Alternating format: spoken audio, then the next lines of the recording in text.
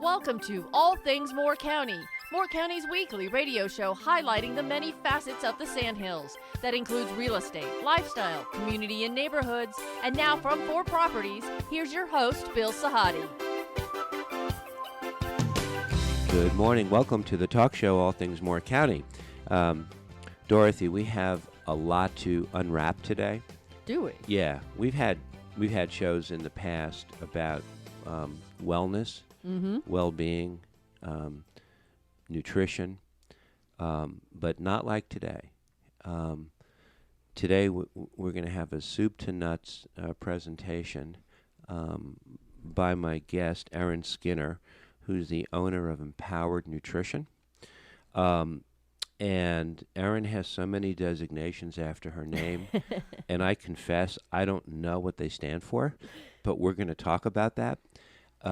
You'll learn by the end of the show. I met with Erin about a month ago at her office in Midland Hall, and I could have sat there for 3 hours and listened to her. She's got a tremendous amount of information to share and a lot of credibility because, Erin, I get up in the morning, I go onto my news site, and I get all these pop-up ads, and I might be the most gullible person.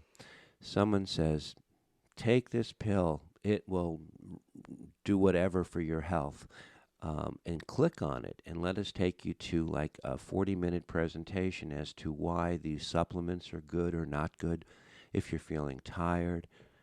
There's so much misinformation, and people like me will, if someone knocked on my door and they were selling a vacuum cleaner, they would come in and put a tissue on a pillow and show me how the suction worked, show me how much dirt was in the pillow. I'd say, you know what, I need to buy this. I need to be saved. So tell me about Empowered Nutrition. Tell me about how you got to Moore County. Sure. Because you're a relatively new resident. Yes. But you're making a lot of headway. Thank you. Yeah, you are. Thanks for having me on. Yeah, Empowered Nutrition Yeah. is. Yeah, so basically Empowered Nutrition is a nutrition clinic where we provide accessible health care that helps people actually get healthier. So it's not meant to do the traditional thing where we address symptoms and kind of provide medications to reduce symptoms. What we're trying to do is find and address root causes, make individualized plans that are specific to the person, and provide an unprecedented level of support so that people can actually achieve breakthroughs in their wellness. So we're specifically good at more chronic conditions. So if you have, say you get hit by a truck, go to the emergency room and get care, of course. But if you have one of what are the diseases that most people have, the most prevalent medical problems that people have in America are more chronic problems, right? So they might have where they're overweight, or they might have problems with their blood cholesterol or their blood pressure, or an autoimmune disease or infertility. Those are things that are not well served by traditional healthcare on its own. And so that's where we specialize. People can come to us and in most cases actually use their healthcare insurance to get basically free of charge our individualized care. So what are some of the most common complaints that people have when they come to see you, if they come for the first time and they don't know exactly what they're getting into? Yeah, so I would say that the 3 most common things that people come to us for help with are the metabolic problems that I just described, hormonal related problems. So that could be fertility related issues. It could be for women related to PCOS. It could be perimenopause, postmenopausal hormonal shifts. And then we actually work with a fair amount of men who have low testosterone, or they're wanting to optimize their hormones for sports performance. So, and then the third pillar really is digestive problems. We really specialize in complex, poorly controlled digestive problems that haven't been well addressed in a traditional setting. So those are the 3 main things. And then we also do quite a bit of pediatric nutrition. We do some corporate nutrition, and actually quite a fair amount of sports nutrition would be the other main things that we do. Pediatric Nutrition. Yeah. Can you tell me a little bit about that? Yeah. Okay. Sure. So the most common things that people bring their children for are children who are struggling with obesity. So I think this shouldn't matter, but kind of does. I can think of everybody that works in our practice is a mom. And so not only clinically do we understand pediatric nutrition, but we can understand how to relate to children across the age span. So childhood obesity or metabolic derangement is one big thing. And then the other main category would be like atypical neurological development. So maybe they have autism, or maybe they have what's called ARFID or PANDAS, which basically is where they're struggling with like the textures of foods, with picky eating that's extreme, things like that, where we can help with their nutritional status and their eating. So do you analyze people's diets and you tweak their diets? I mean, you're not a dietitian. You're a nutritionist. We're dietitians. You're dietitians. Yes. Okay, but you also work with people that are not obese. Yes. That have conditions that they. I mean, the biggest complaint I hear people say, "I'm always tired." Yeah. Why? Why am I always so tired? Yeah. I drink a lot of water. I eat fruit. I eat vegetables. I'm always tired. Yeah. Is that a common complaint? Yes, it's very common. It's not usually the main driver of why they're coming, but one of the things that we do that makes us more effective is we collect really detailed intake from everybody that comes into our practice. And one of the things that they do is they rate. We have a big list of symptoms where you rate how much do you have the symptom from 0 to 5. And the vast majority of the time, people have a significant amount of fatigue that they'll rate on that form. And so it's showing up, even though that might not be their top thing that they're looking for help with, it's showing up in the vast majority of cases, yeah. So how do you test, what kind of tests do you give people to determine which direction you're going to go in? Yeah. That's the first part of the question. That's a really good question. So we do quite a bit of different types of specialty lab testing. But before anybody gets any lab testing, they have our initial meeting and our initial assessment with a dietitian on our team. And so once that dietitian sees their detailed intake and interviews them and understands their goals and what success looks like for them, it's always going to be food first of, okay, we're not going to skip nutrition. We're going to still optimize the diet. And then we're going to think about, is there any type of special testing that's going to get us important information that helps to optimize this plan? So some common examples of that would be if you have problems with your digestion, we might get a test of your gut and your microbiome to see if there's any imbalances or infections or inflammation there. Or if you have signs of nutrient deficiencies and maybe a past history that would imply that you might have some nutrient deficiencies, we do these really in-depth micronutrient panels that show exactly what your status is inside your cells of all the different vitamins and minerals and essential fats and things like that. So that would be like with energy. A good example would be that test. If you have problems with your hormones, then we do a really in-depth hormone test where we can see not just what's your hormone level of this one hormone in this moment, but it shows the whole cascade from like the precursor to the hormones all the way through their metabolism to see where there's problems in either the production of the hormone or the conversion of the hormone or like how it's metabolized and cleared. Or it might be that somebody's having more signs of like food reactivity. So we would, in that case, do a food sensitivity test. So it really is going to depend on the person what testing is helpful. And that will be recommended in the first meeting. And then people can decide from there if they want to get the testing or if they want to just work without it. And we support either direction. Your designations, I'm MS, LDN, RDN, IFNCP. Yeah. Help me. Sure.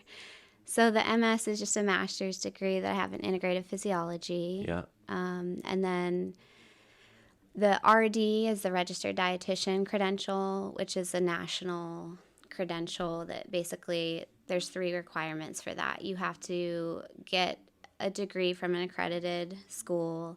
You have to do what ends up being 9 to 12 months of like a clinical internship, and then you have to take a board exam. Okay. But in North Carolina, they have more protections around nutrition legally that basically say, okay, you can't just come in here as a dietitian and practice. You need to get a North Carolina license on top of that, and that's the LDN. That means licensed dietitian. Gotcha. And then the last one is a year-long credential that I have in integrative and functional medicine. So when I say things like, in our practice, we approach healthcare differently. You can still use your insurance. It's still healthcare, but we're going to do 3 things. We're going to look at root causes. We're going to individualize the plans, and we're going to take a systems-based approach. So we're going to think about how different parts of the body relate to each other in order to optimize your outcomes. That, in a nutshell, is what functional medicine is. That's a type of healthcare philosophy that credential is basically where I got my training in that. Okay, so I have a loaded question for you. Sure. Is it easier for women to hear what you have to say than it is men? That's a good question. Do men have the patience and the wherewithal to be so systematized and organized?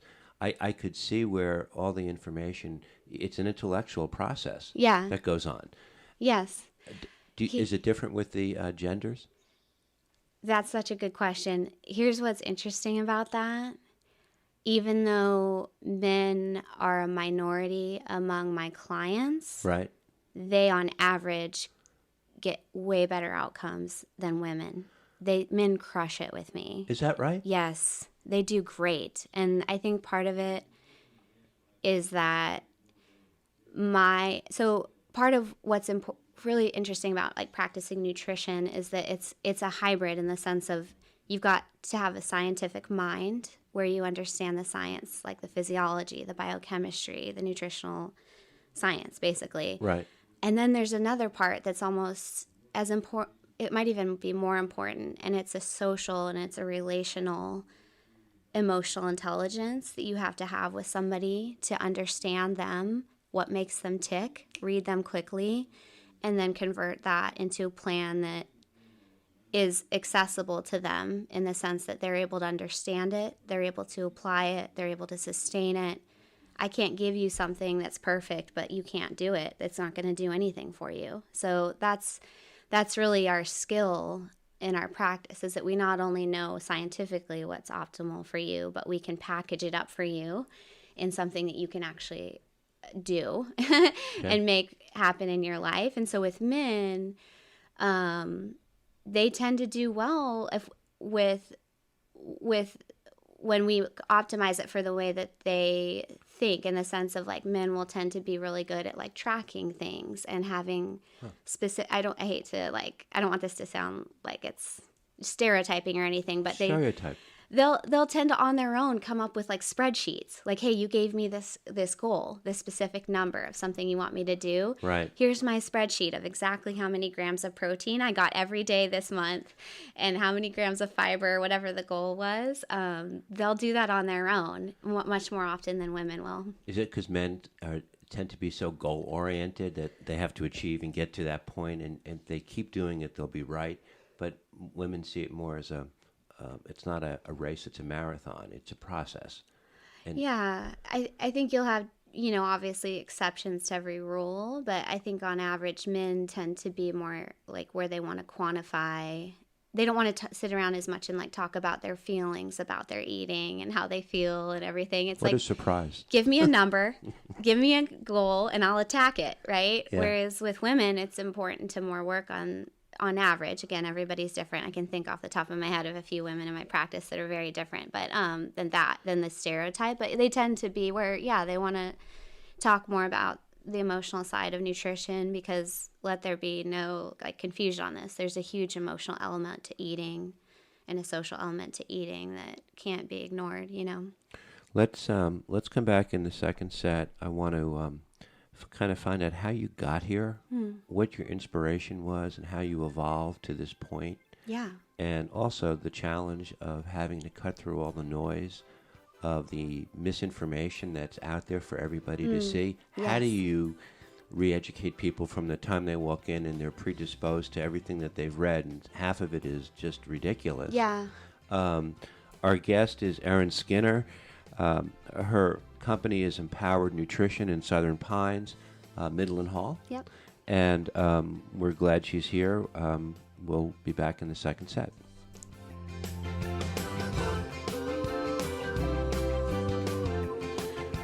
Welcome back to our second set. Our guest, Erin Skinner, Empowered Nutrition. I think we could speak for 3 hours. We have a lot to cover. We're going to go quickly. You are originally from California. I am. You were practicing in California before you moved here to Moore County. Yeah. And how long have you been here, and why did you come to Moore County? Sure. So we are a military family. Okay. So even though I'm from California, we've lived all over the place. And so really that's just been our routine. And we move every 2 or 3 years. Since 2001 is when my husband and I both joined the military. And then I got out in 2012 and became a dietitian then. So actually I had a whole Air Force military career before I became a dietitian. And then we had a few overseas assignments, and then we had an assignment in California, and then came here with my husband he's assigned here in the area. And you have children here? How many? We do. Yeah, we have 3 boys. 3 boys. They're 4, 8, and 10. So you have a very active household. I stay busy. Oh, yeah. my God. We were talking in the first set a little bit. How do you get through all the noise about all the information that's out there on social media? Yeah. Because there are always quick fixes and the promise of wellness. Take a pill, Yeah. and you'll feel better. And people self-prescribe Yeah. a lot, Right. because they can sit at home and open the world on their computer screen, Right. and they finally come in because they can't kick whatever it is they have, right? Yeah. But how do you re-educate people? It's a great question. And I find that it's maybe ironic that I see that nutrition noise not really as a threat at all. It's almost an advantage for us in the sense that nutrition has changed in the way that it's more prevalent now. I think but most people are convinced that nutrition is important because there's so much constant noise around nutrition. So people know they have nutrition on their minds. And so, of course, they've tried a lot of things. And I don't have to really refute anything, because what happens, you already alluded to, is people kind of spin out. They can't figure it out, and they've struggled, and they felt like they've wasted a lot of money, and then things stop working even more. Because what happens when people keep trying the wrong things, it's not their fault. They just... Good nutrition information is rare, actually, but they unfortunately, it's not neutral. They start to accumulate new problems from all of those failed nutritional attempts that they've made. And then when they find us, it's not they're usually typically ready to and open to learn a new approach, if that makes sense. So they don't come to me kind of like locked down and locked into something that they're not willing to let go of. That we let them come to us when they're ready to be open and try what we mutually decide together. So it's never that we're going to dictate to somebody exactly what they do. We serve in a guiding role in the sense of, tell me your situation, let me understand you clinically, then let me offer you a few options of some different ways that we can probably resolve your problem and achieve your goals. And then you tell me what you think sounds like it would fit best with your lifestyle, your preferences, and all these other like lifestyle related things. Do a lot of the issues that you're faced with, do they come a lot from an intake of processed foods? Yeah, there's a lot of time, it's an interesting question, because there's also another subset of people where they're not going out and seeking a lot of trendy nutrition things and supplements and fad diets. they're just eating the standard American diet that is pretty highly processed. And so to me, that almost can be trickier because they haven't been burned as much by like really intensive things that have failed. And a lot of times they actually think they're eating a healthy diet. Right. Because they're eating what has been kind of touted as a healthy way of eating that's wrong. And so that can almost be a trickier conversation of like, you're not burnt out and like desperate for an answer and like believing that your way of eating is need resolving, is people will almost come saying, hey, despite my great healthy diet, I still have this health problem. Can you help me understand that? And that's like a little trickier. Yeah. And people, the American diet is very acidic. Yeah. And are you moving them more towards an alkaline diet? Yeah. So your body is really good at managing your pH, basically your level of acidity, but it does have to do things to correct for acidic foods that basically are not helpful in terms of your overall health. And so there's a whole movement around eating an alkaline diet, but I do think there's some risk in that, in the sense of like this to me, like the idea of like a basic and versus alkaline diet, it kind of falls along the lines of something like a blood type diet. In either case, they're saying, hey, if you eat a more alkaline diet, or hey, if you eat the right diet for your blood type, you're going to be healthier. And then it turns out that the diet that they say is more alkaline or that matches your blood type, no matter what your blood type is, it's a healthy diet in its own right, independent of the acidity of it or independent of your blood type. So it's a little bit of a sleight of hand, in the sense of like, you've just come up with a fancy way to promote a healthy diet, and then people go on it, they feel better, and then they're convinced that it has to do with the alkalinity of it or the compatibility of it with their blood type. But it's just because they started eating better is really the reason why they feel better. So it's not that it's – so that's kind of how I feel about that. And like to give you more detail on what you're asking about, alkaline foods are generally plants. And the vast majority of people far undereat plants. Even most vegetarians I work with far undereat plants. Right. So, of course, you go on an alkaline diet, you're eating a lot of plants, you feel better. But it's not just because of acidity. So there's a relationship between someone's blood type and the type of prescribed diet they should be eating? No. Oh, okay. There's just a fad diet that says that. But basically they use that as a way to trick people into eating healthy food. Sense. Right. And then they're like, oh, I feel good on this healthy diet. It must be because of my blood type. But if your blood sample was switched and you had a different type of diet for a different blood type, you'd still feel better because it's just you're eating better food. You talk about the 4 pillars of metabolic health. Yeah. Can you talk a little bit about that?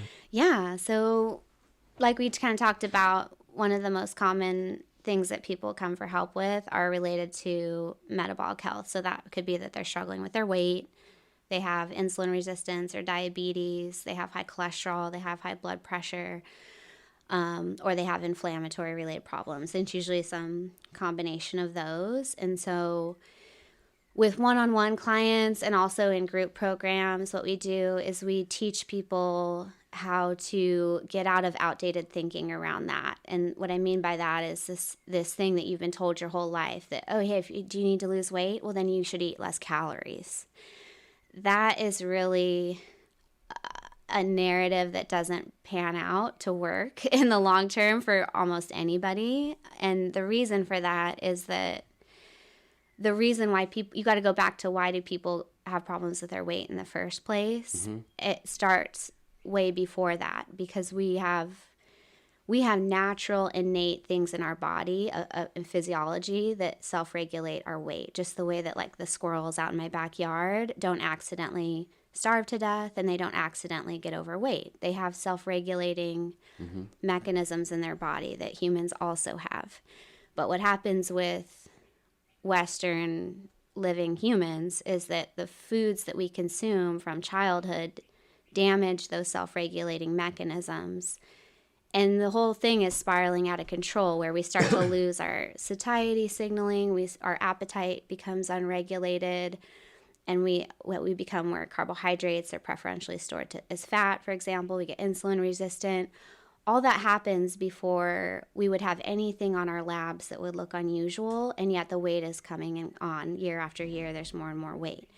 And it can even be that the food they're eating seems pretty healthy to them, but they're still just gaining weight. And it is all related to that metabolic damage. So when we talk about the 4 pillars of metabolic health, what I'm saying is we teach people how to heal their metabolism. And when you have a healthy metabolism, you regain that self-regulation where you're naturally less hungry, you naturally have less cravings, you naturally burn body fat more efficiently, and you don't have to work hard to keep your weight at a normal level. What are the foods that you mentioned that hurt our self-regulating mechanisms from childhood? Yeah, so basically the 4 pillars, I'll go super briefly and feel free to ask me more, but the first pillar is avoiding insulin resistance, so avoiding refined carbohydrates. So that's basically like obviously sugar, but also things made with white flour. So the typical thing I'll see is like, hey, I had high glycemic oatmeal with fruit and syrup at breakfast, and I had a sandwich with 2 pieces of bread made with refined flour, and then I had a dinner with like some pasta or some bread or some rice. White rice is another big one I see all the time. And then in between, I had a granola bar, a protein bar, and that was also had carbohydrate in it. And then maybe I had a soda or Gatorade. That is going to keep your insulin high and keep you running insulin resistant over time. And that's going to keep you where, like, if your insulin is high across your day because you are eating these foods, and then over time when you become more insulin resistant, your blood sugar goes higher and it stays higher, and it keeps you from being able to burn fat. So now when your body needs energy, it can't go to your stored body fat. It has to stimulate your hunger to get you to snack. And the vicious cycle continues. That's why they say that there are you should have fats in your diet, and there are good fats to take in. But fat, that's the third pillar, is healthy fats. And what most people are doing there that's not good is not only are they under eating anti-inflammatory omega-3 fats, but they're overeating omega-6 fats, which are pro-inflammatory. So those are things that are basically vegetable oils that are in most processed foods. They're in coffee creamers, salad dressings, pasta sauces, restaurant food. They're ubiquitous in our Real food quick supply. question before we wrap up this section. One of the items that I read about where there's always contradictory information is coffee. Yeah. People go, coffee is great for you. I mean, and here are the health benefits of coffee. Then you go to another social media post. Here are the negative. Yeah. I love coffee. Yeah, me too. Right? The doctor said, you should cut down your coffee. I'm not doing it. I'm just not doing it. I'll drink more water or whatever. But I hear good. I hear bad. Is coffee? Yeah. Tell me about coffee. So I'm getting a clinical doctorate right now, and we just did a big review on like all the science on coffee together. Okay. So it's funny you asked me that. And coffee is strongly associated with reduced risk of cancer and heart disease. So it's protective against heart disease. It's protective against cancer. But you do want to get a quality coffee. And then for most people, the problem is what they're putting in their coffee. Okay. So that's so more the thing to think additives. About. Yeah. Okay. We're going to come back in the third set. Our guest is Erin Skinner. Her company is Empowered Nutrition in Southern Pines. And we're going to talk about setting up appointments, what that looks like. You also do virtual consultations, and how the whole process starts. This is All Things Moore County.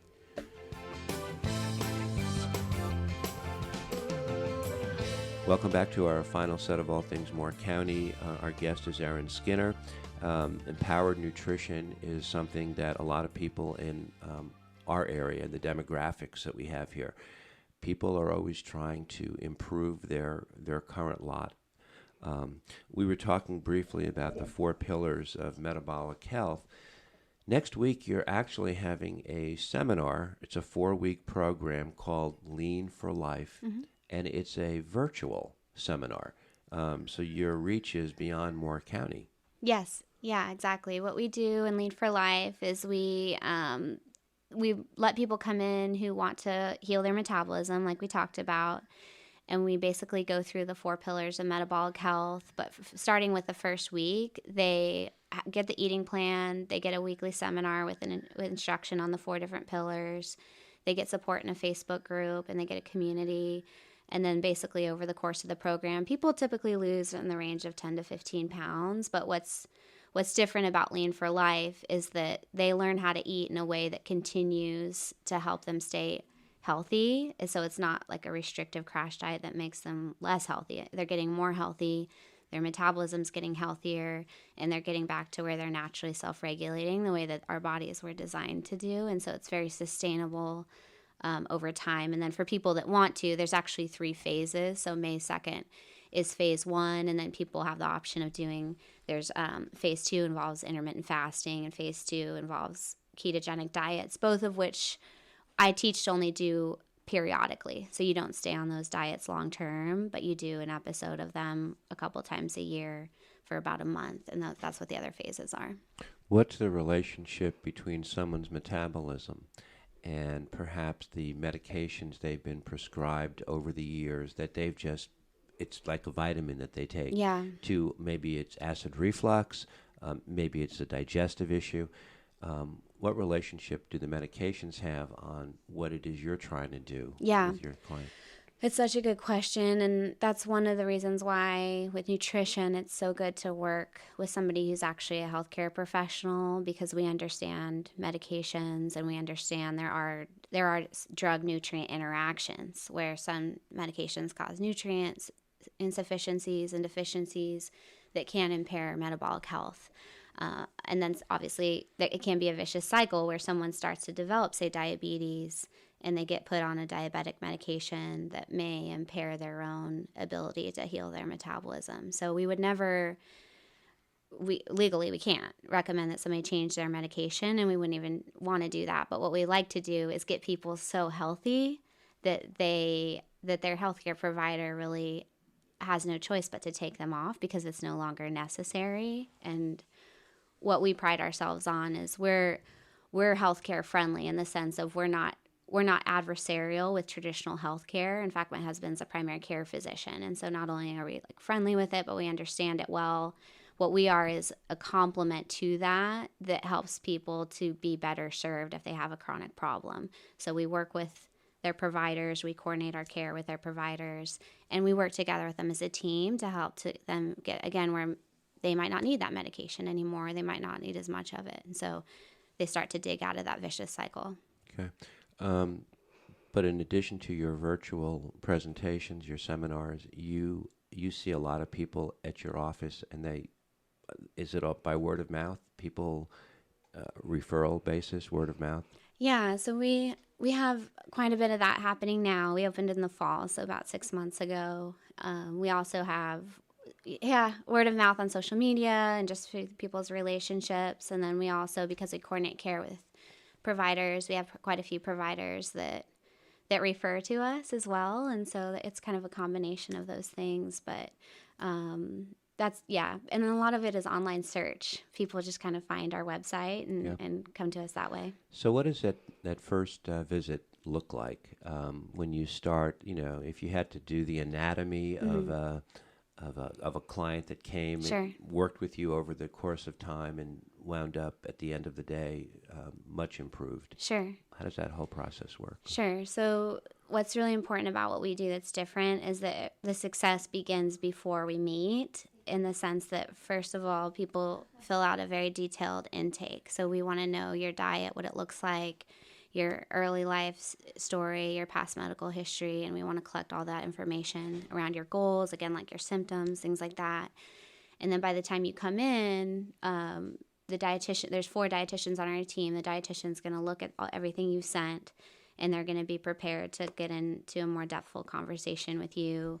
That's going to probably start with centering around your goals. So that's a little different in functional medicine than maybe a traditional healthcare setting, in the sense of I look at you clinically and I see what I think might be a problem, but I don't assume that that's what you think is the problem. Mm-hmm. I'm going to ask you what bothers you. Like I might say, hey, Bill, I see this thing on your labs that I don't like. But if you come to me and say, hey, I'm tired and I want to work on being less tired, we'll work on that. I mean, obviously I'm going to do my clinical responsibility of telling you that there's something on your labs that's concerning, but we're going to focus on your goals and make sure that we're addressing what's problematic for you about your health, because that is really what amounts to wellness, right? Is that you feel well. Right. And so we'll start by centering on that. And then there's usually a phase that's more of an interview around things that are missing on the intake, not that you didn't fill out, but further questions that we might have to try to kind of, again, drill down to what are potential root causes of why are you tired? Could it be that you have a nutrient deficiency? Could it be that you have inflammation? Could it be that your sleep is not good? Could it be there's all kinds of things. So we'll start to interview you around things that could potentially be root causes, and then what we'll do is we'll say, okay, based on what you shared with me, here's the kind of picture of what would likely help you to achieve your goal, to achieve success together. And here's multiple roads that you could take to try to get there. So maybe in the execution of nutrition, some examples would be, do you want meal plans, or do you want to have a food checklist, or do you want to have an app that tells you what to eat, or do you want to order meals, or like there's just a ton of different ways you can skin that. And so, or it could be like a baby change, like you want to only do one thing for now. Right. And then we'll talk about any specialty lab testing that might help us get information. And then we'll talk about if there's any dietary supplements that we might want to recommend. And then I put it all together in a summary for you. I send it to you so you have a specific full plan of exactly what you're doing with my plan, plus any resources that you need. And then you have ongoing support with your dietitian from that. So you can message in our portal at any time you want. And we'll also have a plan for how soon you're going to come back for a follow-up appointment. So your website is very intuitive. It's got a lot of layers of information, and one of the pages has to do with what you just mentioned, dietary supplements. Yeah. How do you vet the supplements that you prescribe? Only because, again, there's just so much noise out there. Yes. There's a lot to that. So just to frame it briefly, the FDA doesn't really regulate dietary supplements. Right. And so they've left it up to the consumer to figure this out, which is problematic because there are a lot of poor quality supplements on the market. And then aside from that, not only do you have to think about the quality, but you have to think about the dosing. You have to think about the form of the nutrient, and you've got to think about the sourcing in the sense that, for example, on Amazon, there's a lot of counterfeit and expired products. Right. And so... And the absorption is very important. Right? Yes. And then there's what are called excipients, which are basically... if you said, hey, I want to take a B12, well, you could buy 3 different B12s that are going to have, aside from the B12, they could have different dosing and different forms of B12, but then you've got to think about what's in that cap with the B12, then there can be a lot of variety with that. And so we do this almost day in and day out. Almost everybody that we see, we recommend dietary supplements. We live and breathe this. So we have like professional training in it. We have access to third-party testing databases where they secret shop supplements and test them against their claims. And then we usually recommend from a tier of supplements that's only available to healthcare providers, where they have additional like quality standards that they have to meet and purity standards. And they really just are better in the sense that they don't have so much added ingredients that are problematic that can cause issues for people. So we kind of put all that together to make a recommendation that's safe and appropriate for people. We talked at your office a few weeks ago about these nutritional shakes that people make with their NutriBullet. Yeah. I went through all the stuff I throw in. I think one day I had like 3,500% of B12. Okay. What am I going to do with all that? Pee it out? I mean, we just think more the merrier. The more good stuff we put in, but without any understanding about what we're eating and how does this absorb. And then the nutritional powders that are out there that serve as the base. You put fruit, you put lemons, red pepper, yogurt, probiotic. We don't know what we're doing. We're just throwing a whole lot of things together. Yeah. I mean, things like green powders are so exciting because it seems so Healthy. like great, but Yeah. those are the type of products that are among the highest risk in terms of like there's a fair amount of them are contaminated with heavy metals. So you've got to be so careful about the quality. And then another thing about that's important to understand is that a huge part of the benefit that comes from plants is the fiber in the plant and the fiber diversity. And then another huge part of it is that living chemical that doesn't survive into the greens powder. So it's not that greens powders can never work, but that's a good example of what I'm talking about with like working with a professional to really make sure you're doing something that's safe. And that, again, I know this is not maybe cool to say and exciting, but basically you can't replace real food. Right. There's nothing like it. Right. So a supplement really should be a supplement to augment your otherwise good diet. It can't replace diet quality, unfortunately. Is it true that if the foods we ate were proper, we wouldn't need supplements at all? I would say that if we lived maybe a few centuries ago when food was the way it was intended to be. But now it's engineered. There's so many issues with soil quality and Right. with, like you said, genetically modified foods. Yeah. And then even they might not be genetically modified, but they've been curated over time to be like sweeter, but they might have less plant phytonutrients and healthy chemicals in them. So it is harder to hit what you need with real food than it used to be. But I don't think that's really the main axis that people need to work on. The main axis is just that they're not even eating the right foods independent of the quality of them. So that's the place to start, is getting your diet to where it's optimized, and then from there you can think about things like a micronutrient test to see, do you have, well, another thing that can impact what your diet does for you is that there's genetics when it comes to your utilization of a nutrient, where you might have genetics where you need much more folate than the average person. So 100% RDA doesn't do it for you. So that's another. Listening to you, so much of this is above my pay grade. It's hard information to take in, right? So there has to be a level of trust and faith. Yeah. So tell me one of your success stories. That's a great question. So, gosh, it's so many to think about. But yeah, I just had somebody that I met with this morning who is a really busy professional who used to be a football player. And he met with me starting about a year ago. Uh-huh. He weighed 475 pounds. And he picked the right sport. Yeah. But now he's a desk worker. He's like a consultant, right? So Gotcha. I think he didn't weigh 475 pounds when he played football, but Right. I think former athletes sometimes really struggle because they get used to being able to eat whatever they want when they're very active. I see that a lot, where it's like, oh, I'm a former athlete, now I struggle with my weight horribly.